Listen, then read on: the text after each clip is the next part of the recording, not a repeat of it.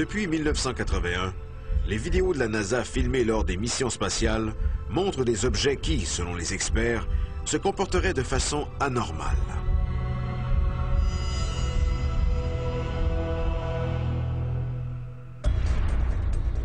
« 15 septembre 1991.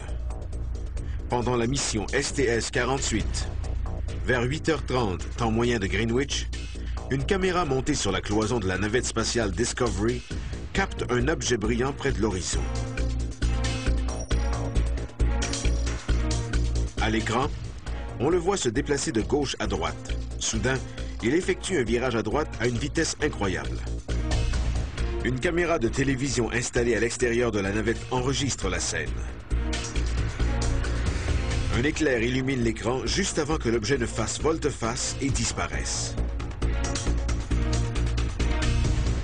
Plus tard, deux traînées de lumière traversent l'espace désert. Quel est cet objet filmé par la caméra de la navette spatiale?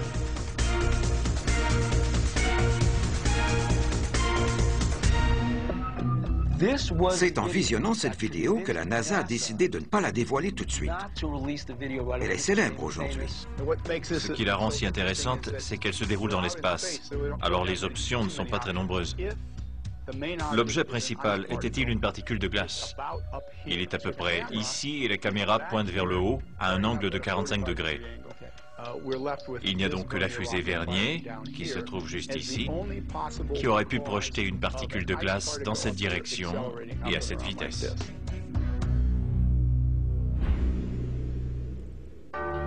Les fusées Vernier sont de petits propulseurs qui servaient à l'origine à garder les navettes spatiales sur la bonne trajectoire. La navette Discovery était équipée de 4 moteurs Vernier durant la mission STS-48.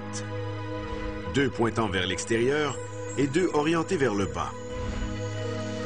Lorsque ces moteurs étaient mis en marche, il arrivait souvent que des particules de glace se détachent de la navette. On peut déterminer l'origine de certains des objets en examinant leur trajectoire en sens inverse. Dans ce cas-ci, il faudrait que le point d'origine corresponde à l'emplacement de la fusée.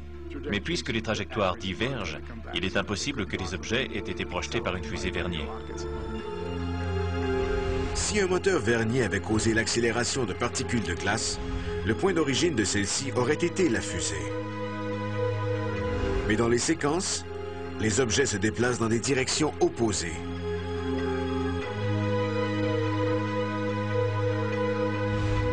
Par conséquent, ils ne peuvent pas provenir de la fusée.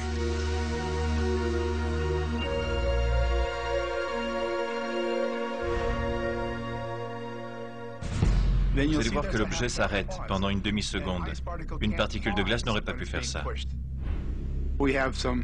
Des moteurs Vernier ont effectivement été mis en marche à peu près à ce moment, mais il y a un écart d'1,2 seconde entre le moment de la mise en marche et le moment où l'objet principal a commencé à accélérer.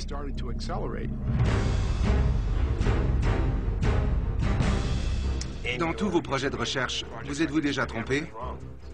Ce que je peux vous dire avec les données dont je dispose, c'est que l'objet s'est arrêté pendant une demi-seconde. Étant donné que le parcours de ces objets ne coïncide pas avec l'emplacement des fusées Vernier, et parce que l'un d'eux semble s'arrêter en plein vol, l'équipe doute que les objets sur la vidéo soient des particules de glace provenant de la navette.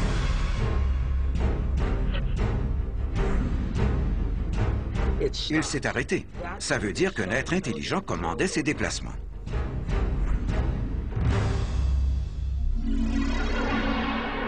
Mais certains chercheurs sur les ovnis soupçonnent qu'il y aurait une histoire plus sombre derrière l'éclair de lumière qu'on aperçoit sur la vidéo et les mouvements soudains des objets.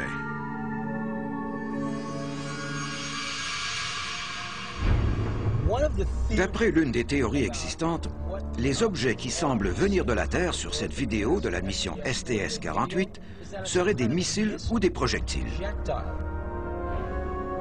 Quelque chose fonce sur l'objet à partir du coin inférieur gauche de l'écran et l'objet se déplace pour l'éviter.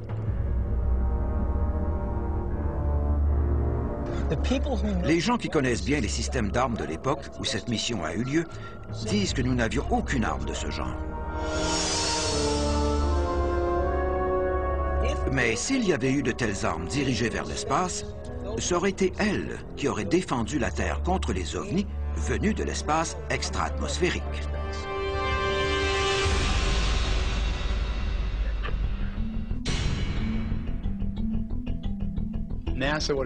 La NASA pourrait nous aider à mieux comprendre et éliminerait sans doute une bonne partie des spéculations à propos des ovnis si elle nous envoyait des spécialistes pour nous donner leur avis sur ces phénomènes.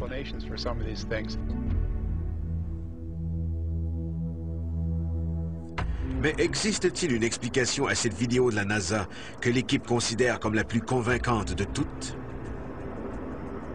Le 25 février 1996, une laisse de 20 km se rompt accidentellement et s'éloigne en flottant de la navette Columbia. Lorsque la laisse atteint une distance de 120 à 160 km, la caméra de la navette capte des dizaines de petits globes qui sont apparus tout autour du câble. Officiellement, on affirmera qu'il s'agissait de débris spatiaux. Mais pourquoi de tels débris s'amasseraient-ils ainsi près d'un objet? Et pourquoi semble-t-il voler en cercle autour de la laisse? La vidéo impressionne tellement l'équipe qu'elle décide de demander l'opinion du réalisateur d'expérience John Tyndall.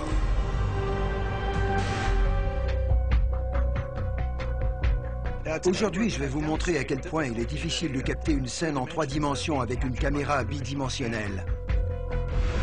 John pense que son expérience permettra d'expliquer les images filmées pendant la mission STS-75, lorsqu'une laisse s'est détachée de la navette et qu'elle s'est retrouvée entourée de petits globes.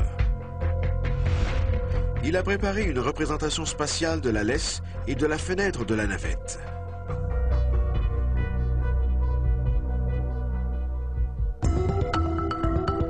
Bien, vous pouvez maintenant voir la laisse qui vient de se briser. Regardez ces petits flocons ou ces petits disques, ils passent derrière la laisse.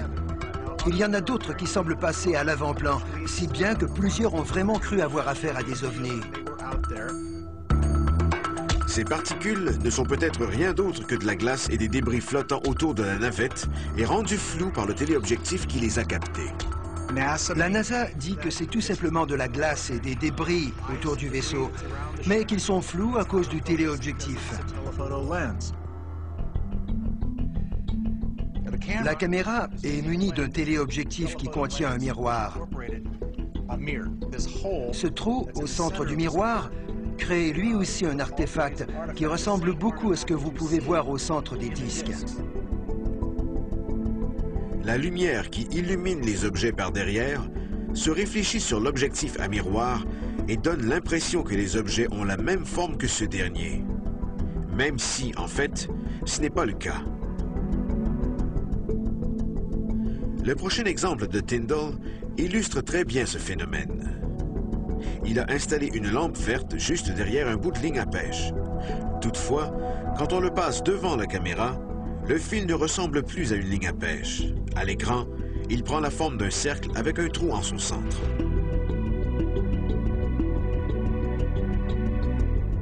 La lumière du soleil éclairait les cristaux de glace par derrière et les illuminait. Toute forme qui se trouve à proximité de l'objectif de la caméra ou sur le trajet optique est affectée et apparaît comme un cercle parasite.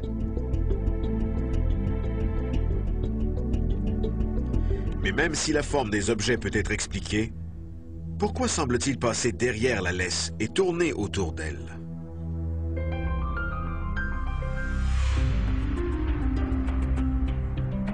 John a installé une fausse laisse à l'intérieur d'un environnement tridimensionnel afin de montrer comment cette illusion d'optique est possible.